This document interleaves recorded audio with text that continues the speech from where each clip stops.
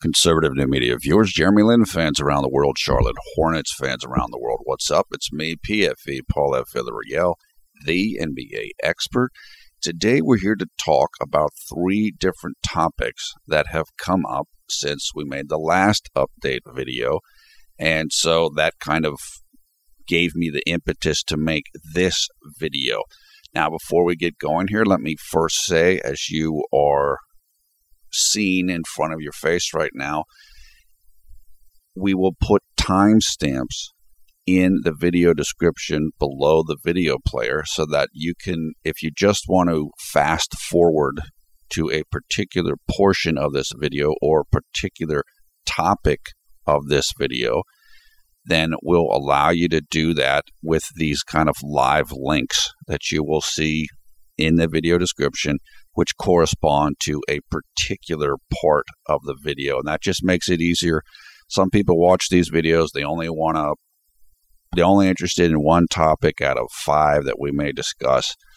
And this just gives people kind of a handy way to be able to do that. Now, let's go over what we're going to discuss in this video. Number 1, I want to talk about, is Jeremy Lin going to become the starting shooting guard for the Charlotte Hornets with Michael Kidd-Gilchrist now out, basically for most of the season, if not the entirety of the season? Number 2, let's talk about MKG. What's the latest on him? What happened? What is the time frame, and so on? Finally, number 3, Jeremy Lin was kind enough to give us a shout out on Twitter, and so we'll talk about that real quickly. And I will also say that John, my brother JDV, has made a video about the shout out already. I haven't seen it, but I put it up on Twitter. When I told John that Jeremy gave us the shout out, he was really pumped up and excited, as was I, of course. And John went ahead and made the video before I could make this video. So if you want to check that out, you can go and check that out. It's on our channel. Maybe I'll put a link to it here in this video as well. Okay, first topic here. Is Jeremy Lin going to become the starting shooting guard for the Charlotte Hornets now that Michael Kidd-Gilchrist is out? Now, before I go into my own discussion of this, I want to credit Jeremy Lintel, the site, and Jeremy Lintel's on Twitter as well, and I will put a link to Jeremy Lintel's article about this topic in the video description below the video player as well, so you can go and check out what he had to say about this. Also, I was thinking about this yesterday. In other words, I just to let you know, before I saw Jeremy Lintel's article, this was already going on in my head.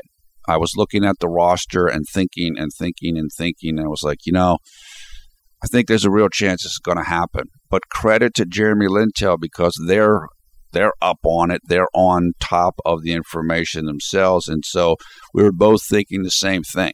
And credit to Jeremy Lintel, he got the information out there quicker than I did. But I just want to let people know I'm not taking off of his material. I was already thinking about this myself, and it just shows that we're both very focused in on this on the Charlotte team and what's going to happen now and how things might shift with Michael Kidd-Gilchrist out of the lineup. So, why might this happen, or how could this happen? Well, there's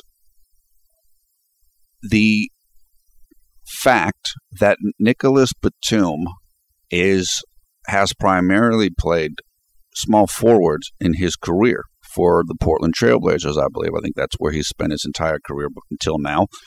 So it's easy for Nick to just switch back to playing the small forward. And that would seem to be kind of, again, his kind of natural position. Part of the reason why I think Coach wanted to put him in as the shooting guard was because Nick is capable of making plays and handling the ball and setting up the offense. And this Charlotte's offensive system, which I believe is called flow, works best, according to Steve Clifford himself, when you have two initiators or two capable ball handlers who can make it run. So it would make sense then if Michael Kidd-Gilchrist is around, it makes sense to have Kemba and Nick Batum in the starting lineup, because then you do have two people. However, one thing that I think is going to happen with Michael out is the defense is probably going to suffer. And there's a bunch of different statistics out there. You will see, I think that the Hornets were like 6-21 when Michael Kidd-Gilchrist was out last year, 2014, 2015. There's stats out there that show how much worse their plus minus is when Michael's on the floor compared to when he was not on the floor. So this is a significant blow. However, the one thing that it does allow the team to do is to create more offense. Because as good as Michael is on defense, he hasn't been that great on offense. He's kind of working on retooling his jump shot, and just that's the primary thing. He's very athletic. He's very determined and dogged on defense, but his offense is still kind of getting up to speed. So what you can do now is you can pump up your offense. And now if you put Jeremy Lin into the starting lineup, you put him to shooting guard, which if you're not familiar with Jeremy Lin has played shooting guard in the NBA. He's also played shooting guard in college, and he played shooting guard when he was coming up in basketball until he went to high school, where he was then a point guard. Then, as I said, shooting guard in college, point guard again in the NBA, but he's also played shooting guard in the NBA, kind of a combo guard, combination guard, where you play both point guard and you play shooting guard, or kind of a mixture of those skills.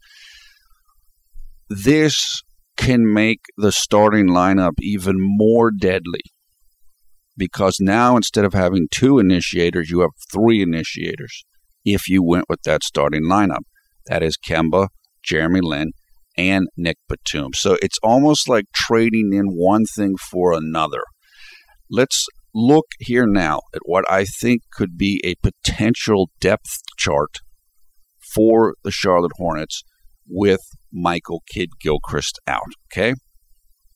Reading downwards here, these are the different units, Unit 1, Unit 2, Unit 3, possibly. This is just my own thinking here. I don't know any particular information. Kemba Walker, Jeremy Lin, Nicholas Batum, Marvin Williams, Al Jefferson. We've already seen Marvin Williams as a starter this preseason. In fact, he certainly started the first game. I can't remember right now if he started the second game. I do think that the team's looking at that, and it goes towards the Golden State Warrior small ball, speed ball, spread the floor model. Where Marvin Williams is capable of shooting the three-point shot better than somebody like Cody Zeller is. And so that gives you even more. That gives you more offensive spacing and more options, what you can do on offense. Second unit, if with Michael Kidd-Gilchrist out and assuming Jeremy Lin is starting at shooting guard, Brian Roberts, Jeremy Lamb, P.J. Hairston, Spencer Hawes, Cody Zeller. Now, the reason why I do not have P.J. Hairston in the gold color is because I think if you get a 9-man rotation, which Coach Clifford has talked about using, P.J. Hairston, in my opinion, is going to be the person who will not be in the 9-man rotation, even though he's in this lineup in the second unit. And going into the third unit here, Elliot Williams or Aaron Harrison, Troy Daniels, Damian Wilkins, who was just signed by the team Damian's a good defender. He's been around the league. He's kind of a proven commodity. Tyler Hansbrough, Frank Kaminsky. Frank Kaminsky I have in the blue lettering here because there's certainly a chance that Frank can move up into the 9-man rotation or into the second unit. I don't think they're going to start Frank based upon how Coach Clifford has used him this preseason and based upon how Coach Clifford has talked about him in this preseason, saying that he still needs to kind of figure the game out a little bit and he still needs to get a little bit stronger. But he could be getting minutes or sharing minutes or getting time with the second unit. So even though Coach has talked about using a 9-man rotation, maybe that expands to a 10-man rotation where Frank edges out Cody Zeller at some point or Spencer Hawes. But this is kind of what I'm seeing. The way for this to be able to work, for this type of these units to be able to work, you need a couple things. Number one, Jeremy Lin is going to have to be able to defend shooting guards. Now, when Jeremy played in this past preseason game, the game against the Miami Heat, he was almost entirely playing as a shooting guard. So he was defending Gerald Green, he was defending Dwayne Wade, and he did a decent job on it. Not perfect, but good. And that's what he's going to be able to have to do. And as I mentioned in that Miami Heat video, what it means is he's going to be going up against bigger players, stronger players, sometimes more athletic players in terms of jumping ability and physical strength. He's capable of doing that. I think of watching him over his career, he's actually a little bit better at dealing with some of the stronger and bigger players than he sometimes is dealing with the quicker and smaller players, like an Isaiah Thomas, like a Ty Lawson. So this could actually work out reasonably well for Jeremy on defense if he is the shooting guard as opposed to the point guard. The second thing that has to happen for this to be able to work is Brian Roberts has to play well. Well, we saw in the last game against the Heat, Brian Roberts played incredibly well. He is a capable player, and I know I've talked about him this preseason as maybe somebody that wouldn't make the team. Well, that switches when one of your perimeter players like MKG goes down. Brian Roberts played 72 games for the Hornets last year. They know what he is. He's got a good assist-to-turnover ratio last year, like per 36. It's about 3-1, which is quite good. He is a capable player. And if he's able to kind of get through this preseason and training, the extended training camp, and play well, then maybe that gives the team and Coach Clifford even a bit more confidence to try this lineup and to trust Brian Roberts to be able to do it. Now, looking at this, you have three playmakers in the first team, Walker, Lin, and Batum. You really only have one in the second unit, and I'm considering that Brian Roberts. Jeremy Lamb can make plays. He can, but he's not a consistent playmaker. He's more of a shooter. The way you get around this is that you have one of the playmakers from the first unit play with the second unit. And so, in other words, Hairston is not in the second unit, but maybe Nick Batum's playing with the second unit, or Jeremy Lin is playing with the second unit, or Kemba Walker is playing with the second unit. What that does is you will always have at least two playmakers on the court at all times, which is what I believe Coach Clifford and the team is looking for. So I agree with Jeremy Lintel, and I do think there's a very real chance that the team is considering starting Jeremy Lin as their shooting guard. I do not think it would have happened had Michael Kidd-Gilchrist been healthy. Don't think it would have been a consideration. In fact, it's almost certain it would have been a consideration. If you listen to Coach Clifford on Media Day, he pretty much said he had four starters, and it was everybody except the power forward. Well, You lose Michael Kidd-Gilchrist, you got to revamp the script.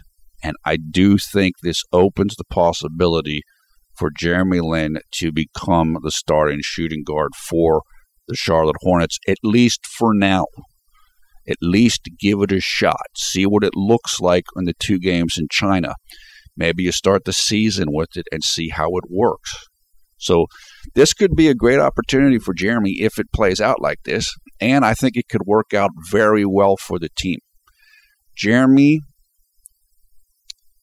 his skills fit into that position and in what the team wants from a shooting guard as somebody able to make plays and to create for others. I think it could also help Kemba Walker out a lot. They've mentioned getting Jeremy on the court with Kemba at the same time. And almost in that type of an alignment, in some ways, Jeremy can play the point guard, and you let Kemba play a little bit more off the ball so that he's more able to get set up for shots rather than always having to create his own shot. I think I'm very interested to see this, and I think there's a really good chance that we're going to see it and that it's something that can work for this team going forward. Okay, let's move on. Topic number 2, MKG update that you see there. So the information came in yesterday. Of course, we sorrowfully note that Michael Kidd-Gilchrist sustained a dislocated shoulder as well as a torn labrum. I have had both of those things at the same time. It's not fun. It's a serious injury. The dislocation is just the shoulder comes out of its socket where it's held. The labrum is a small, it's almost like cartilage. It kind of holds the shoulder in the socket extra. And when it is torn, the shoulder becomes less stable. It doesn't want to stay in the socket as well.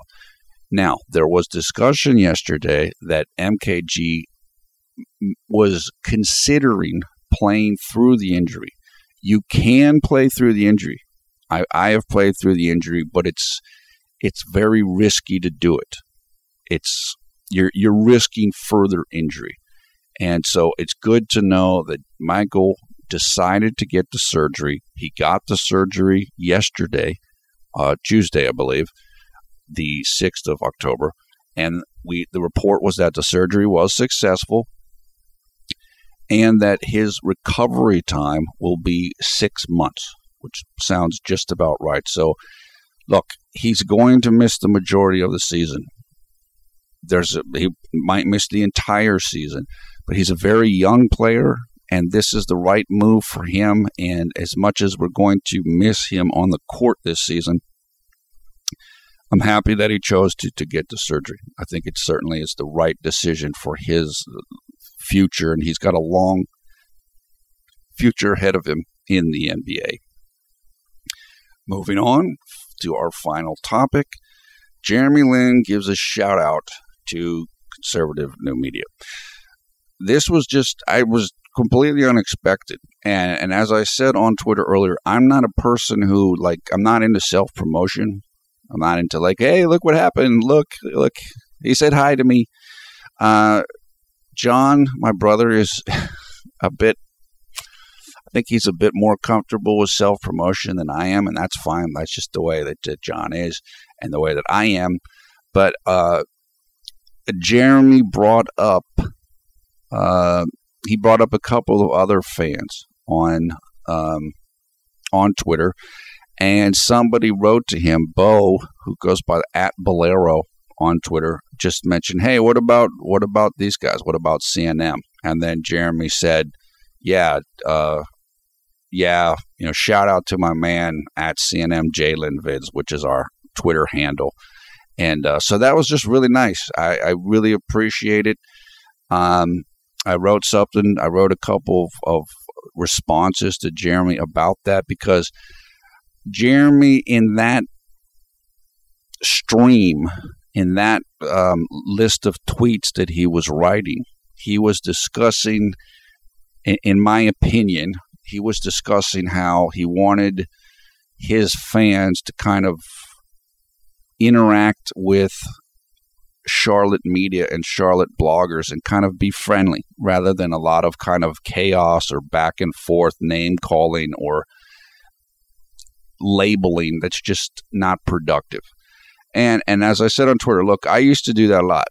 I used to get into it with different writers and stuff that I didn't think were giving Jeremy a fair shake. But we've kind of turned the page on that and gotten away from that and realized you have to treat the people with mutual respect, try to get along with them, and that's a winning strategy. Because even if you disagree with everything that they say, they're the ones, that's the writer for a particular newspaper. So he's going to write whatever he wants to write. And if he gets mad at you, maybe he's going to take it out on Jeremy. Maybe he's not going to cover Jeremy fairly, or he's going to get upset with Jeremy and hold a grudge against Jeremy because Jeremy's fans are giving him a hard time. That doesn't work.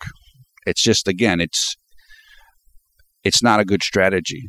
But on a more basic level, it's not the way to approach people.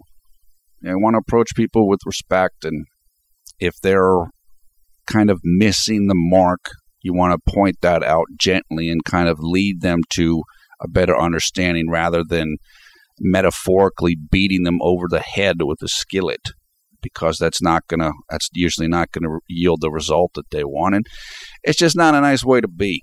If you look at what Jeremy did coming up off this last year, he sent thank you notes to like various people in the Los Angeles media, and they were handwritten notes, I believe, and he sent them out to a number of different people, and that's classy.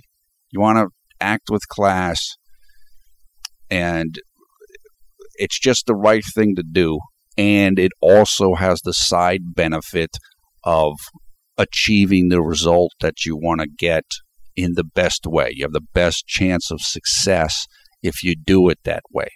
So, like I said, look, I used to be bad about this. In fact, I know there's one fan in particular who really got upset with me last year because I was going off on the media on one particular issue. And I mentioned this in the last video, I think. There was something that was written at the beginning of last year that was totally ridiculous as regards Jeremy, but you still want to handle things in the right way for yourself and also for Jeremy, so that the writers don't hold a grudge against Jeremy, but based upon how his fans are acting. Okay? That's about it. So in this video, and this is a relatively short video, we talked about, is Jeremy going to become the shooting guard for the Charlotte Hornets? I think there's a good chance that he is going to become the starting shooting guard for the Hornets. We talked about the latest on Michael Kidd-Gilchrist.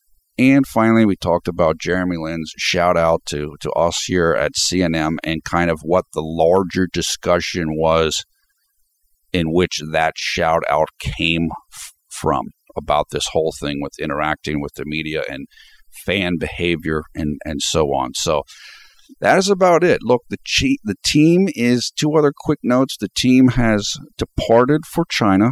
They left earlier today, Wednesday, October 7, 2015. They are on the plane. We saw photographs of the team on the plane. So it's a very long flight from Charlotte. I want to say it's like 18 hours. So they're in the air right now, wherever they're at, flying towards China.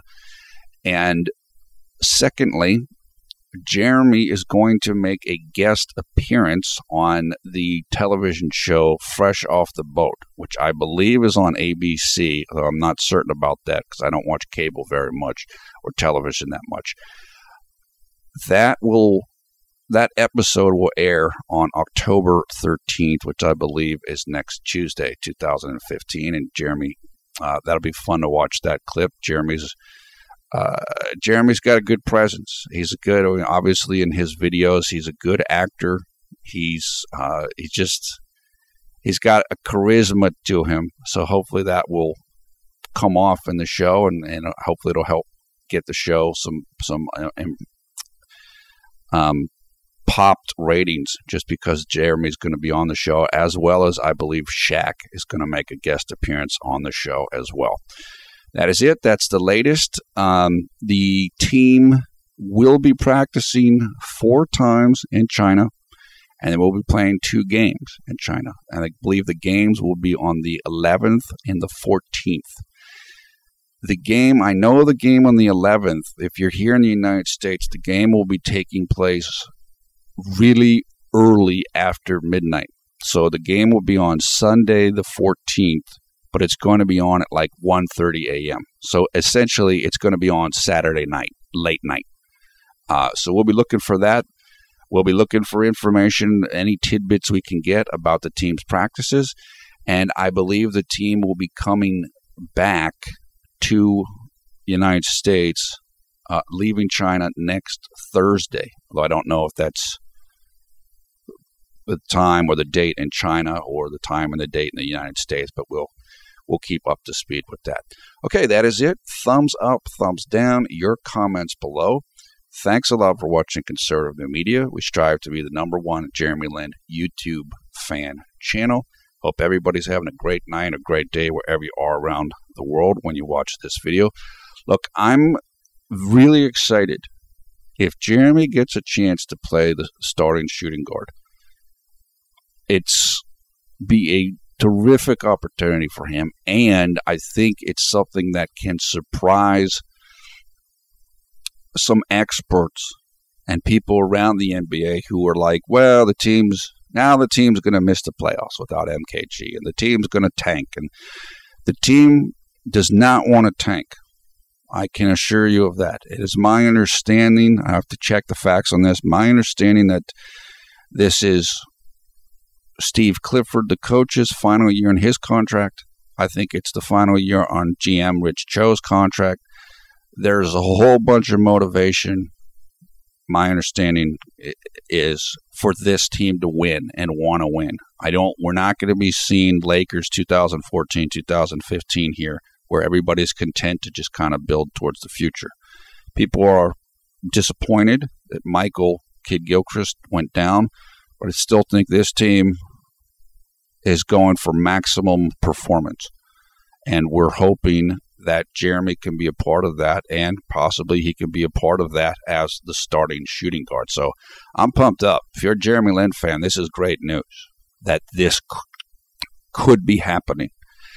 And again, I base this on looking at the roster, just examining the roster in depth, also basing it upon things that Steve Clifford said at recent practice. He said he's more comfortable bringing Jeremy Lamb off the bench.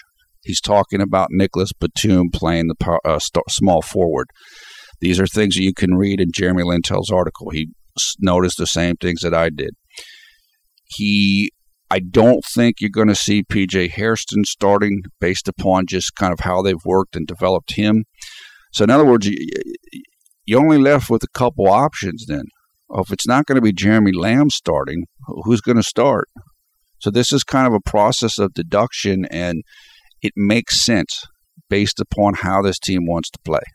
So there's no guarantees or anything here, but this is just using logic and reason. I think that this can happen, and if you're a Jeremy Lin fan, I think it's an exciting development for what could happen for Jeremy himself as an individual player.